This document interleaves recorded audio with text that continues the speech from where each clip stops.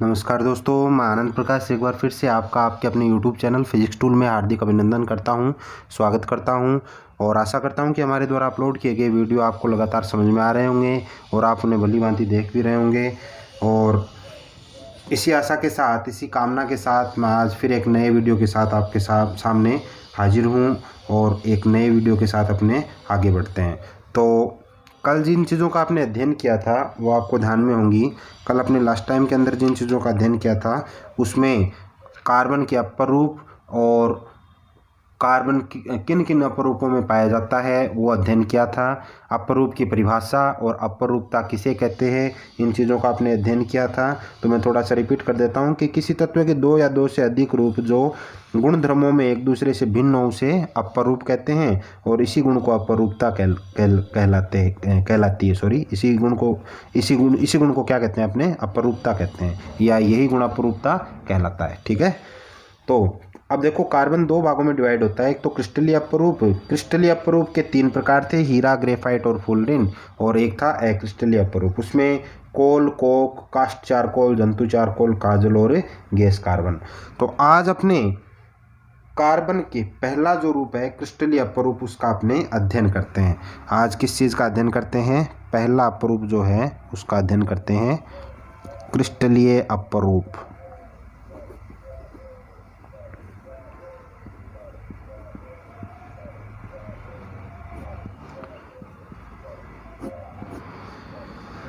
क्रिस्टलीय अपरूप। तो देखो क्रिस्टलीय अपरूप क्या होता है? वह अपरूप जिसमें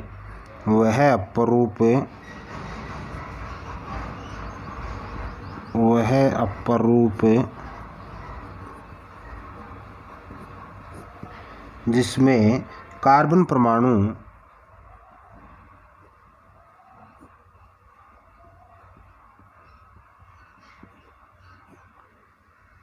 परमाणु एक निश्चित व्यवस्था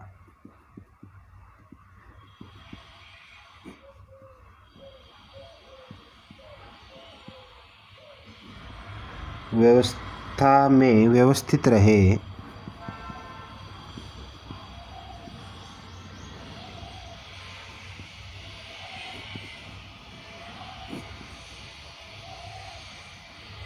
रहते हुए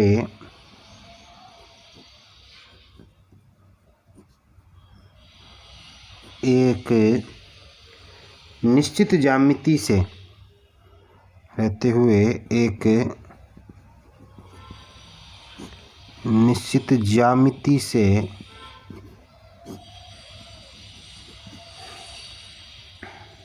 निश्चित बंद कोण का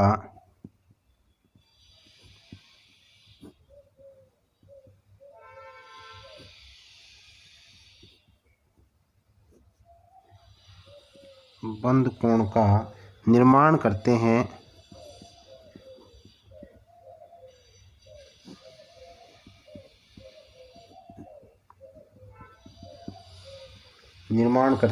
उसे क्रिस्टलीय अपरूप कहते हैं। निर्माण करते हैं उसे क्या कहते हैं?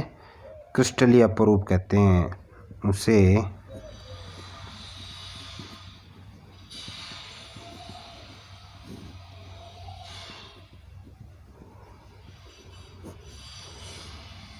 क्रिस्टलीय अपरूप कहते हैं। यानी वह अपरूप जिसमें कार्बन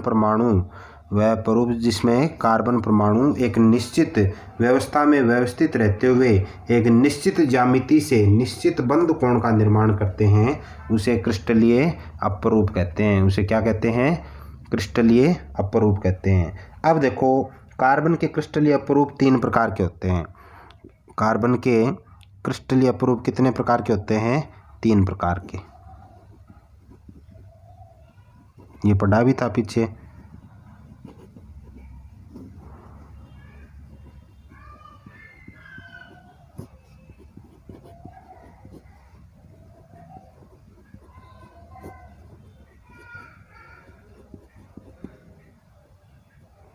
कार्बन के क्रिस्टलीय अपरूप कितने प्रकार के हैं?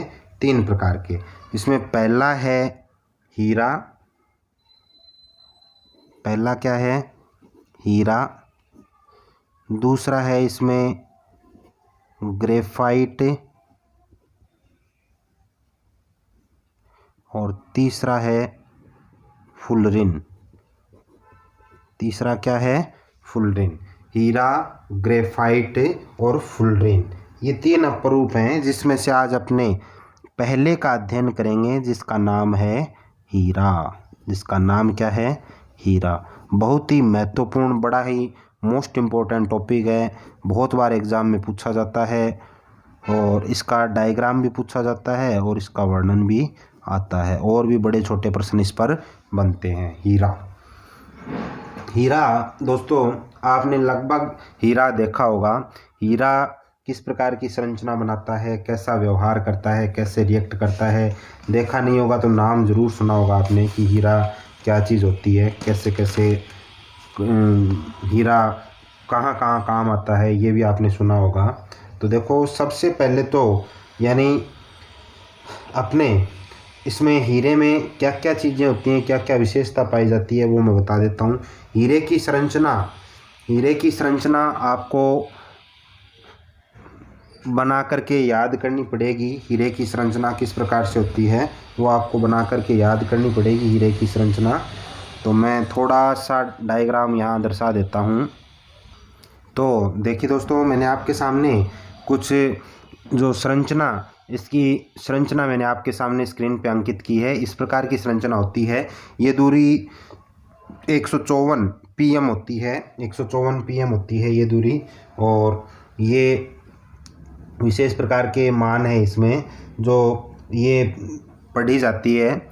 और ये दोनों प्रकार के जो ये यहाँ से यहाँ तक की दूरी इसने दर्शाई है 154। और भी इसमें कई प्रकार से संरचनाएं जुड़ी है, लेकिन मैंने अधूरी संरचना बनाई है, पूर्ण नहीं किया है इसको। इस प्रकार की संरचना हीरे की होती है। त्रिविमीय संरचना दर्शाता है हीरा। तो इस प्रकार की संरचना, ये त्रिआयामी चतुष्फलकीय संरचना होती है इसकी, और आबद्धित होकर एक दृढ़ संरचना बनाता है ये, ठीक है ना। तो प्रत्येक कार्बन परमाणु जो है वो कार्बन के 4 अन्य परमाणु के साथ जुड़ा रहता है। प्रत्येक कार्बन परमाणु कार्बन के 4 अन्य जो परमाणु हैं उनसे क्या होता है? जुड़ा रहता है, ठीक है ना। तो ये इस प्रकार से जुड़ा रहता है इसमें।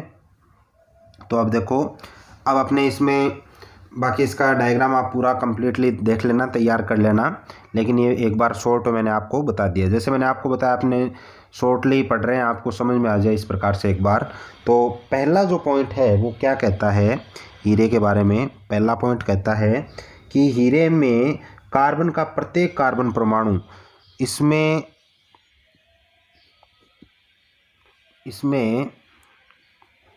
कार्बन का प्रत्येक कार्बन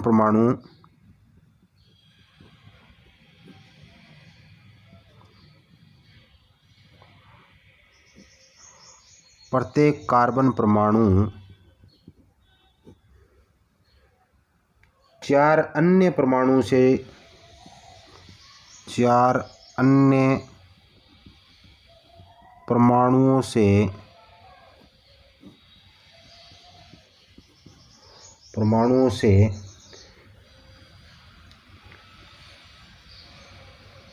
आबंधित होकर, यानी जुड़कर, आबंधित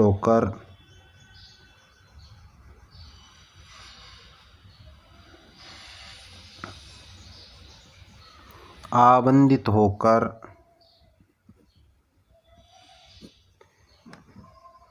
एक दृढ़, यानी मजबूत, आबंधित होकर दृढ़ त्रिआयामी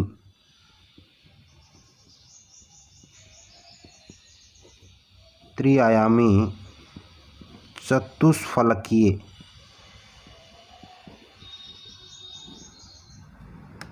संरचना बनाता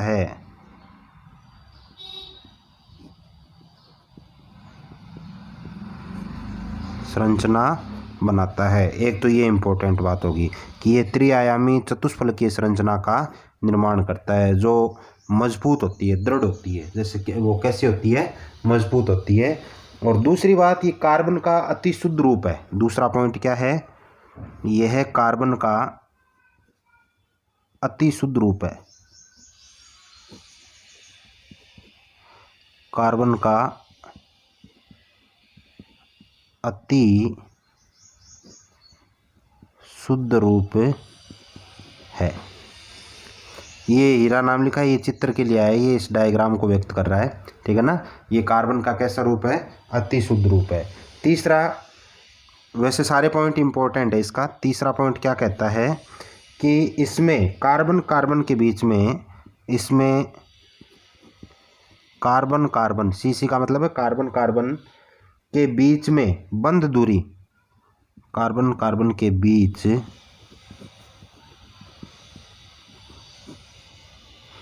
बंद दूरी 1.54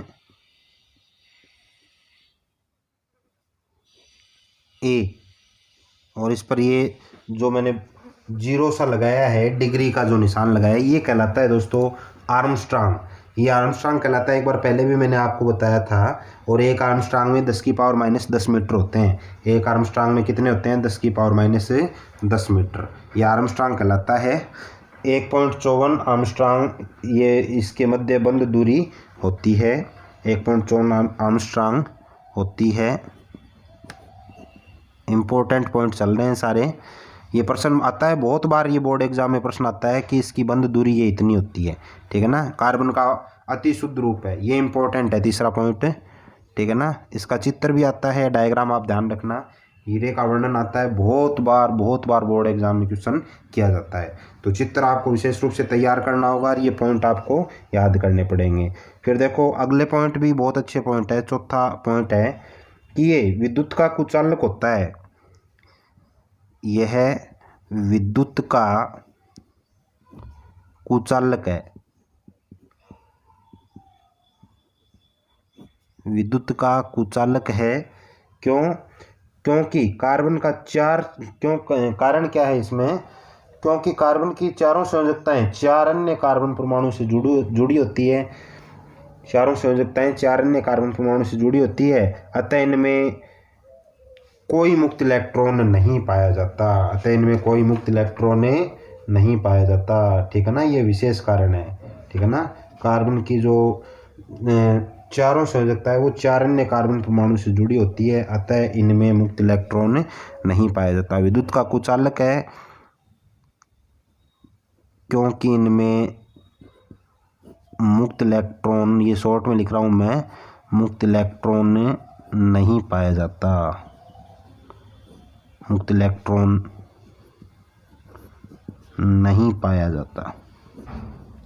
देखो ये चीज़ भी इम्पोर्टेंट चीज़ है, मैंने शायद आपको तो नहीं बताया होगा, बता देता हूँ कि देखो धारा का जो प्रवाह है किसी चीज़ में वो इलेक्ट्रॉन के कारण होता है।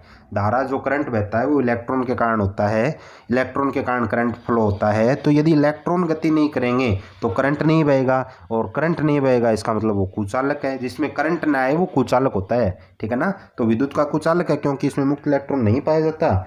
और इसका कारण क्या है, क्योंकि कार्बन की चारों संयोजकताएं 4 अन्य कार्बन परमाणु से जुड़ी होती है। क्योंकि कार्बन की 4 ही संयोजकता होती है, कार्बन की चारों संयोजकताएं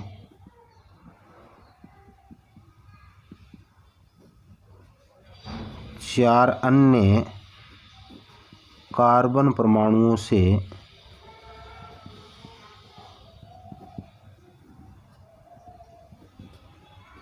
जुड़ी रहती हैं,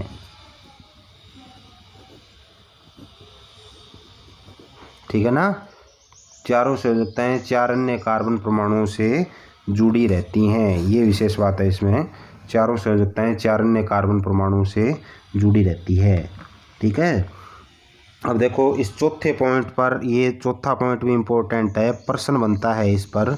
ये प्रश्न बनता है कि क्या कारण है कि हीरा विद्युत का कुचालक है। तो उसका उत्तर ये होगा क्योंकि इसमें कोई मुक्त इलेक्ट्रॉन नहीं पाया जाता, क्योंकि कार्बन की चारों संयोजकताएं 4 अन्य कार्बन परमाणुओं से जुड़ी रहती है। इसमें शॉर्ट में लिखा है मैंने, प्रश्न बनता है क्या कारण है हीरा विद्युत का कुचालक है। तो ये सारे पॉइंट इंपॉर्टेंट है, प्रत्येक पॉइंट पर छोटा क्वेश्चन क्रिएट होता है। अगला पॉइंट देखो, हीरे की संरचना में प्रबल सह संयोजक बंधों का त्रिविम जाल पाया जाता है। हीरे की संरचना में इसमें प्रबल सहसंयोजक, इसमें प्रबल सहसंयोजक बंधों का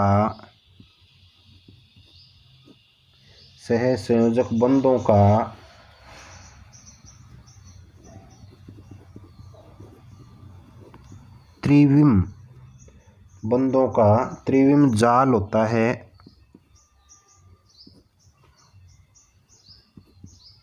त्रिविम जाल होता है। इसमें प्रबल सहसंयोजक बंधों का त्रिविम जाल होता है, अतः यह अधिक कठोर होता है। अतः यह अत्यधिक कठोर होता है। अत्यधिक क्या होता है? कठोर होता है। और कठोर भी कैसा कि यह प्रकृति का सबसे कठोर पदार्थ है। ये माना जाता है कि अब तक जो ज्ञात है उसमें सबसे कठोर, प्रकृति का सबसे कठोर पदार्थ हीरा बताया जाता है। सर्वाधिक कठोर पदार्थ हीरा बताया जाता है प्रकृति का। तो ये पॉइंट भी इम्पोर्टेंट हो गया। इम्पोर्टेंट कैसे कि इस पर क्वेश्चन क्रिएट होता है कि क्या कारण है कि हीरा कठोर होता है। तो आंसर क्या हो गया? प्रश्न देखो क्या बन रहा है, क्या कारण है कि हीरा कठोर होता है। तो उत्तर हो गया इसमें, हीरे में प्रबल सहसंयोजक बंधों का त्रिविम जाल पाया जाता है, जिसके कारण ये क्या होता है? कठोर होता है। और ऐसा माना जाता है कि ये प्रकृति का अब तक का सबसे कठोर पदार्थ है। ये भी इसका एक रीजन है, ठीक है ना। तो ये कठोर हो गया। अब देखो, अब कई बार ऐसा भी माना जाता है कि कोयले की परतों पर चट्टानों का दाब पड़ने से हीरा पारदर्शक हो जाता है, ऐसे ही बताया जाता है। और इसका हीरे का, ये भी इम्पोर्टेंट है, हीरे का गलनांक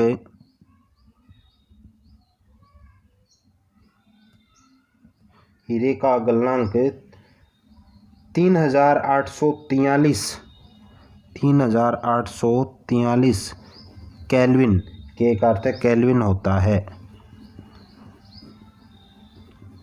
ये भी इम्पोर्टेंट है पॉइंट।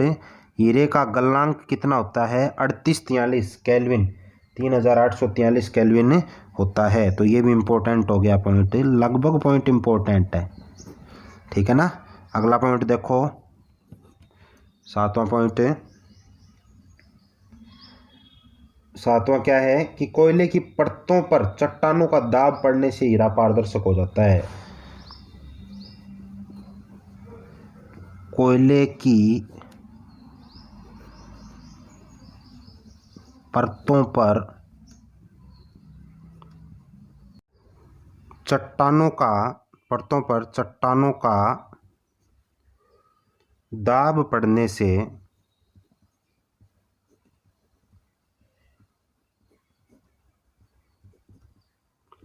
हीरा पारदर्शक हो जाता है।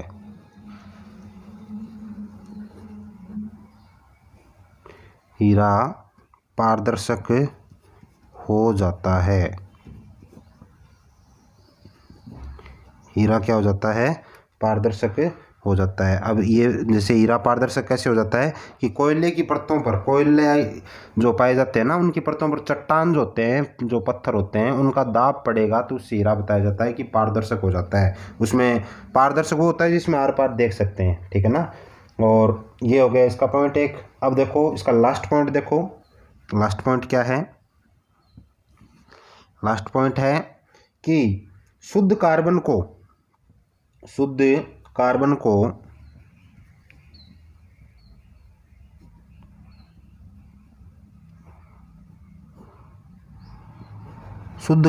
को अत्यधिक उच्च दाब तथा ताप पर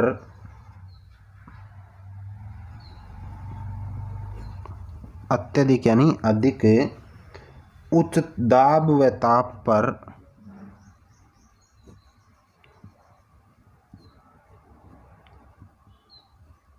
उच्च दाब व ताप पर उपचारित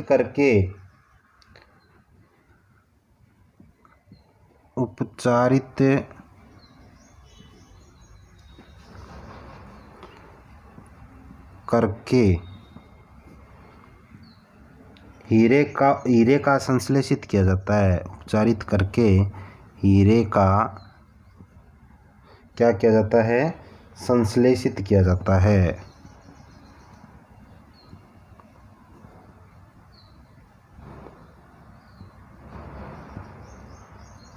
हीरे का संश्लेषित किया जाता है। ठीक है ना। तो शुद्ध कार्बन को अधिक उच्च दाब व ताप पर उपचारित करके, शुद्ध कार्बन जो होता है उसको अधिक उच्च दाब व ताप पर उपचारित करके, दाब व ताप पर उपचारित करके हीरे का क्या किया जाता है? संश्लेषित किया जाता है। ठीक है ना। तो ये तो हो गए हीरे के इम्पोर्टेंट पॉइंट कि यहाँ कहाँ पर किस प्रकार से इसको अपने कैसे कैसे काम में लेते हैं, क्या क्या इसके गुण और विशेषताएं हैं, ये इसके इम्पोर्टेंट पॉइंट हो गए। अब देखते हैं अपने हीरे का उपयोग, हीरे का उपयोग कहाँ किया जाता है।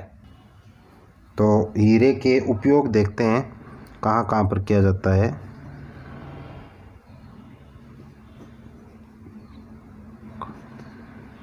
हीरे का उपयोग,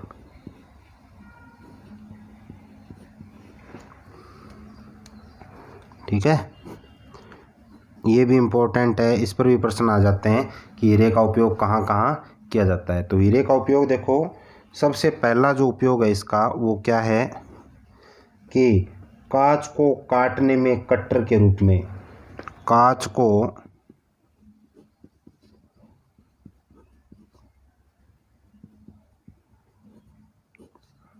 काटने में कटर के रूप में।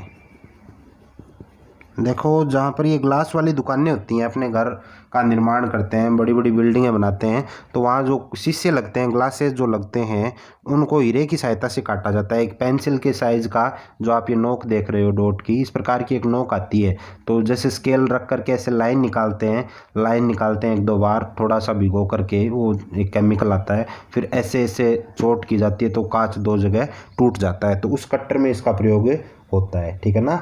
फिर चट्टानों एवं पत्थर काटने की मशीन में, चट्टानों व पत्थर काटने की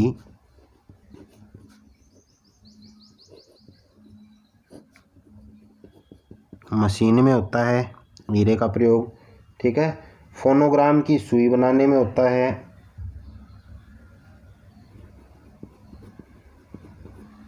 फोनोग्राम की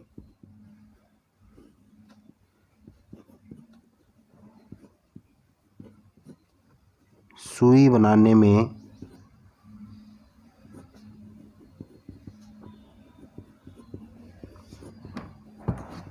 होता है। ठीक है।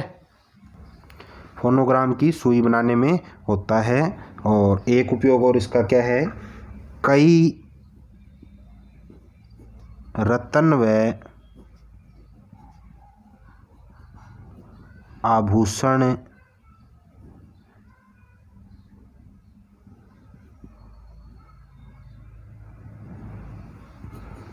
के निर्माण में, यानी अपने जो घरों में गहने होते हैं या जो हीरा पन्ना जो अपने बोलते हैं, रत्न जिनको बोलते हैं, हीरा पन्ना मोती, वो रत्न होते हैं। रत्न और आभूषणों के निर्माण में भी हीरे का प्रयोग किया जाता है। ठीक है। तो ये हो गए हीरे के उपयोग कि हीरे का उपयोग कहाँ किया जाता है। इस पर भी 2 नंबर का क्वेश्चन बन जाता है कि हीरे का उपयोग लिखो। फोनोग्राम, ये बारीक सुई आती है फोनोग्राम की, कांच वाला मैंने बता दिया, चट्टानों पत्थरों काटने का बता दिया, और ये आभूषण के निर्माण यानी गहने भी इससे बनाए जाते हैं। ठीक है। तो आज अपने हीरे का अध्ययन किया विशेष रूप से, तो मैं आशा करता हूँ कि समझ में आया होगा। इसको आप तैयार करना, याद करने वाला मैटर है थोड़ा, उसमें थ्योरेटिकल है। आगे फिर कुछ रिएक्शंस आएंगे, आगे ग्रेफाइट और फुल्लिन का अध्ययन करेंगे, तो आप उनको तैयार करते रहना और इसको भी तैयार करना है। इसी के साथ मैं आशा करता हूँ कि वीडियो भी आपको पसंद आएगा, और इसको ज़्यादा से ज़्यादा शेयर कीजिए, सब्सक्राइब करवाइए हमारे चैनल को, ताकि हमारे काम करने का उत्साह लगातार इसी प्रकार से बना रहे। इसी के साथ मैं आनंद प्रकाश आपसे विदा लेता हूँ। जय हिंद, जय भारत।